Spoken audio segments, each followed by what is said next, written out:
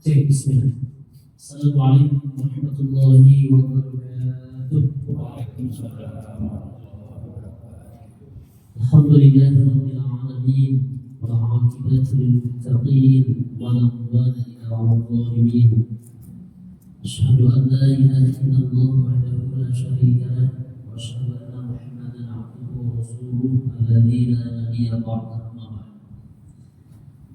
Hadirin wa hadirat rahimakumullah, bersyukur tetap dan terus bersyukur kepada Allah dan mengucapkan alhamdulillahirabbil alamin.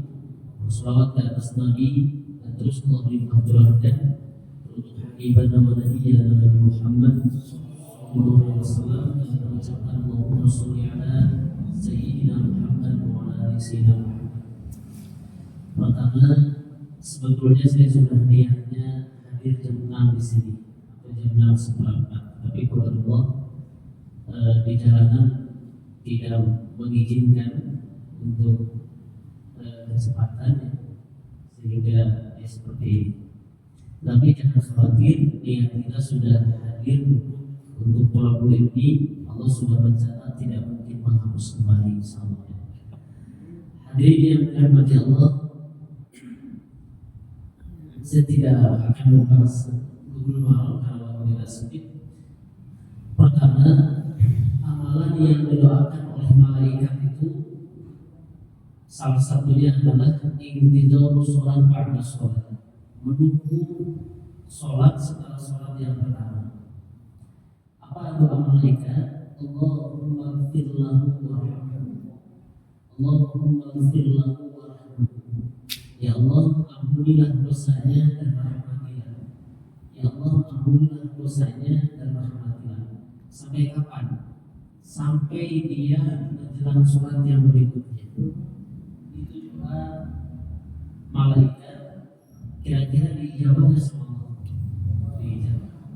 Jadi salah satu cara untuk mendapatkan ampunan dan rahmat Allah itu hadir menunggu waktu sholat.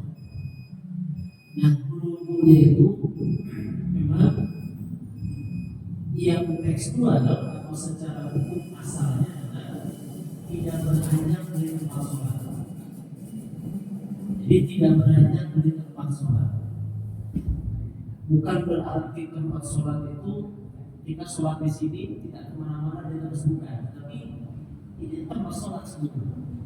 Tempat sholat itu adalah masjid, di mana di masjid itu kita melaksanakan sholat. Dia tidak beranjak dari tempat sholat, maka termasuk yang didoakan oleh malaikat. Yang pertama, Allahumma ighfir lahu warhamhu. Ya Allah, ampunilah dosanya dan rahmatilah. Alhamdulillah. Lalu yang kedua, ada hadis riwayat Imam Bukhari, riwayat Imam Muslim dari Abu Hurairah, sebagai bukti rasa sayangnya Allah kepada kita, atau sebagai wujud Allah itu memiliki sifat kasih sayang lebih banyak daripada murkanya. Bahkan dalam sebuah hadis qudsi Allah menyebutkan, Inna rahmati walakat ala ghadabi. Sesungguhnya kasih sayangku mengalahkan murka. Jadi kasih sayang Allah itu lebih besar daripada murkanya. Salah satunya apa? Allah Subhanahu wa taala menyebut Rasulullah SAW bersabda dalam hadis sahih riwayat Imam Muslim dari Abu Hurairah, apa kata Rasulullah SAW? Man hamma bi hasanatin, barang siapa yang niat angan-angan, hamma itu cita-cita, angan-angan untuk melakukan kebaikan, ya, fala yaminha, lalu dia tidak melakukannya karena ada lain hal yang menyebabkan dia tidak melakukan kebaikan itu, maka dia ditulis satu kebaikan, kutiba lahu hasanatan, maka bagi dia ditulis satu kebaikan, apapun bentuknya. Oleh karena itu kata para ulama, jangan pernah mengecilkan sekecil apapun kebaikan, hatta sehingga berangan-angan, sehingga bercita-cita. Jangan pernah mengecilkan kebaikan meskipun hanya bercita-cita. Kalau itu tepat, mungkin banyak kalau kita kedua atau lebih jual para hoyong cita-cita kurang teh nyumbang ke fakir miskin, ayah miskin nama. Meskipun secara logis, secara logika tidak terbayang sumber dari mana yang lebih besar, tapi ada keinginan, ada cita-cita. Ayahnya orang kabairullah misalnya, atau ayah kurang tahu babagi, dulu kasih uang, ini.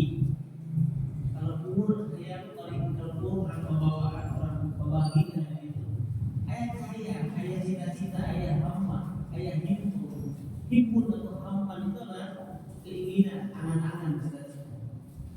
Lalu tidak mampu secara materi, keusiaan misalkan, atau ada penghalang yang tidak menjadikan dia melakukan itu, maka jangan khawatir.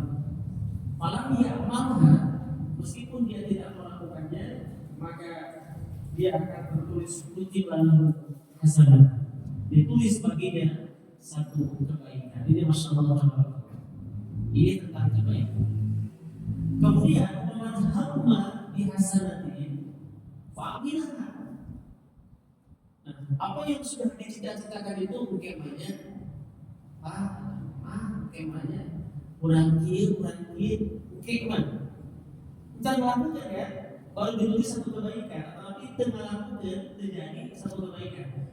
Kemudian fa'amilah, dia melakukan, dia mewujudkan, ya, dia merealisasikan bahasanya kebaikan itu, maka kutiba lahu asyr, ditulis baginya 10 kebaikan ila sab'i mi'ati dhifin, bahkan sampai 700 kali lipat. Masya Allah.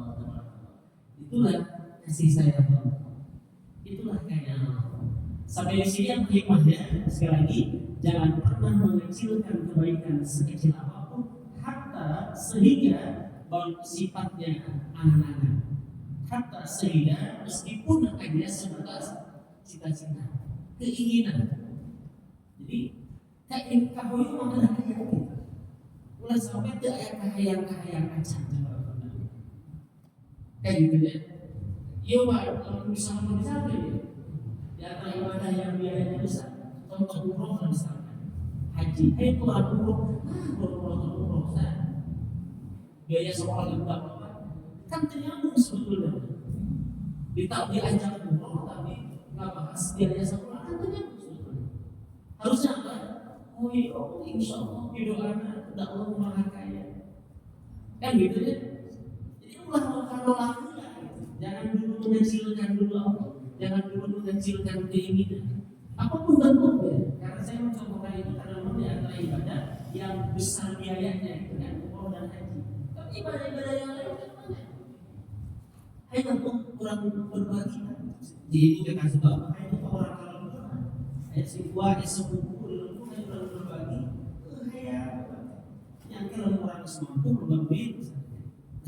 Jadi hal sepele, kecil kelihatannya, tetapi itu seandainya kita tidak melakukannya karena ada halangan tadi, ketidakmampuan, maka kata hadis ini kutiba lahu hasanah. Kalau dia melakukannya, kutiba lahu asyr, maka dicatat bagi dia 10 kebaikan, ila sampai sab'i mi'ati dhifin, sampai 700 lipat. Luar biasa ya. Itulah kemaha rahimnya Allah, maha rahman dan rahimnya Allah.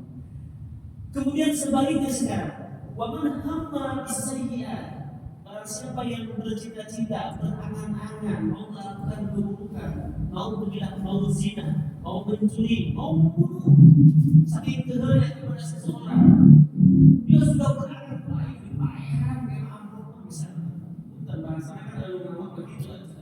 Kenapa? Ku abdi ada di benjit, air bahasa ku abdi bahasa itu bahasa aman ya. Wahai dan bisa bilang bukan berhutang dengan banyak ayat cita-cita dibayar itu dilakukan, ya kan? maka falam ya'milha, dia tidak mau melakukan keburukan itu, falam tukta, maka tidak akan dicatat. Tapi kebaikan tadi kalau meskipun tidak dilakukan tetap bisa dicatat. Keburukan baru angan-angan, baru hama, baru keinginan, meskipun keinginan yang kuat di atas hama itu kan ada azab, ya kan? Yang paling rendah itu hijis di bahasa Arab itu ada di atasnya hama itu azab, di atas azab niat. Ini harus tahu kita. Kalau himman itu, himmun itu hama, baru keinginan, baru cita-cita. Tapi dia tidak melakukan itu, falam ya'milha, falam tukta, tidak dicatat sebagai keburukan. Ini luar biasa ya Allah mengasih dan banyak. Kemudian waman hamma bisayyatin, barang siapa yang bercita-cita, berangan-angan ingin melakukan sebuah keburukan, kemudian fa'amilah dia melakukannya, ya kan? Melakukannya, maka tutab dia dicatat. Tidak disebutkan tutab dia itu 10 keburukan, 700 keburukan yang dicatat.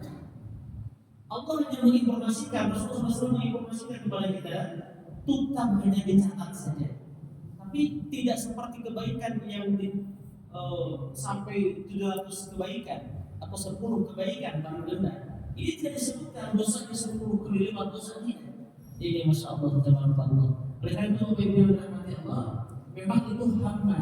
Di atas hamba azab. Azab itu apa? Keyakinan yang kuat. Hampir mirip pahala sama. Tetapi di atas azab niat. Kita selalu salah kan? Ada mentos niat, ada mentos azab atau mentos hamba. Sebab niat itu kan qasdu syai' mutawanan bi fi'lihi. Kalau mau sholat, Allahu Akbar itu bersamaan dengan niat. Artinya niat dibagi dengan perbuatan. Di rumah saya mau sholat, perlu niat sebetulnya. Itu baru azab. Kalau niat itu mutawanan bi fi'lihi. Qasdu syai' menyengaja akan melakukan sesuatu, mutawanan bi fi'lihi, dibarengi dengan perbuatan. Makanya kata para ulama dalam sholat minimal, kalau sholat fardu ada 3 niatnya minimal. Pertama apa? Fi'lun, niat fi'lun. Apa itu? Bentuk kalimatnya usholi. Kalau fi'lun itu niat apa? Sengaja saya sholat. Usholi itu artinya apa? Saya sholat. Usholi itu. Yang kedua harus fardon, sebutkan fardunya. Itu cara niat, 3 cara. Jadi usholi fardu. Yang ketiga ta'yin. Apa ta'yin? Tentukan jenis sholatnya apa. Kalau jumlah rakaat mustaqbilah berarti makmuman itu tambahan-tambahan. 3 saja tadi, fi'lun, fardun, wa ta'yin. Sebutkan perbuatannya, sebutkan fardunya, sebutkan jenis sholatnya. Kapan itu? Wa ma'ahu fil qulbi, tempatnya di dalam hati. Wa tanawuduhu, mengucapkannya adalah sunnah. Sunnah dalam istilah fikih berbeda dengan sunnah dalam istilah hadis. Sunnah dalam istilah fikih mustahab, makruh, artinya apa? Dianggap baik dalam istilah fikih. Jadi mengucapkan niat itu sunnah, dianggap baik karena itu niat untuk menghadirkan niat. Namun tempatnya dalam hati. Maka Syafi'i atau Syafi'iyah tetap mereka setuju tempat niat itu di dalam hati, bukan di lisan. Tapi di lisan itu dianggap baik untuk memudahkan orang-orang awam yang sulit menghadirkan niat. Dan mengutarakan bersamaan Allah Akbar dalam hatinya usolli fardhu isya. Allah Akbar itu artinya apa? Usolli fardhu isya. Minimal itu saja. Tidak disebutkan arba'a raka'atin ma'muman, karena itu tambahannya. Saya kira demikian banyak ilmu yang singkat, semoga bermanfaat. Insyaallah tidak ada yang sia-sia. Niat kita sudah dilakukan, azam kita tadi sebelumnya, hamman kita dari sebelumnya, dan ini pengajian ini sudah masuk ke niat karena sudah mutawanan bi fi'lihi, dilakukan dengan perbuatannya. Semoga Allah memberikan kita asyra ila sabili antiqin, paling tidak minimal 10 kebaikan, maksimal sampai 700 kali lipat. Amin ya Allah ya Rabbal alamin. Subhanallahumma wa bihamdika asyhadu an la ilaha illa anta astaghfiruka wa atubu ilaik. Allahumma anfa'na bima 'allamtana wa 'allimna ma yanfa'una wa zidna 'ilma. walhamdulillahi ala kulli hal wa na'udzu billahi min kulli halin min nar. Rabbana atina fid dunya hasanah wa fil akhirati hasanah wa qina adzaban nar. Alhamdulillahi rabbil alamin. Assalamualaikum warahmatullahi wabarakatuh.